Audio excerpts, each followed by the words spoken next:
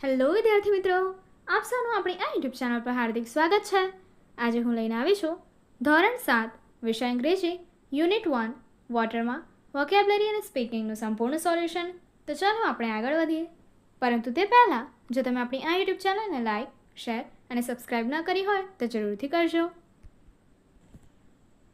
A study the water bodies એટલે કે જે કંઈ પાણીના સ્ત્રોત છે એના ઉપર અભ્યાસ કરો. Arrange the words in order of smaller to bigger અને તમારે જે શબ્દો આપ્યા છે એ નાનાથી મોટા તરફ ક્રમમાં ગોઠવવાના છે. શબ્દો જોઈએ.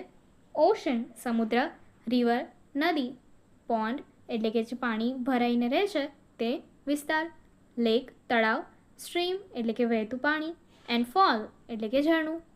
તો તમને અહીં આપ્યું છે pond, stream, lake, fall, river and ocean.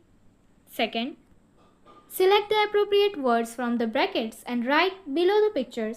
એટલે કે તમને કૌંસમાં જે શબ્દો આપ્યા છે એ તમારે સિલેક્ટ કરવાના છે અને ચિત્રને અકોર્ડિંગ ત્યાંના નીચે લખવાના છે. તો જોઈએ.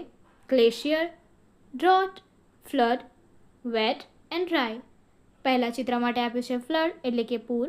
બીજા ચિત્ર માટે આપ્યું છે ડ્રોટ એટલે કે દુષ્કાળ. આગળ domestic animals, wild animals and water animals એટલે કે તમારે ડોમેસ્ટિક પાલતા પ્રાણીઓ વિશે લખવાનું છે.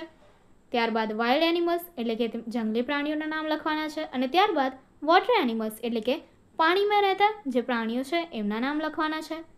ડોમેસ્ટિક એનિમલ્સ પાલતુ પ્રાણીઓના નામ: cow, elephant, goat, dog, cat, buffalo, horse, sheep. જંગલી પ્રાણીઓના નામ: lion, deer, tiger, bear, monkey.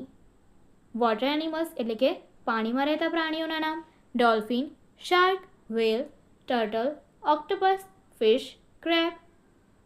હવે આગળના પિક્ચર્સ જોઈએ તો તમને આપ્યું છે ગ્લેશિયર એટલે કે જે બરફના પહાડ પીગળે છે તેને ગ્લેશિયર કહેવાશે.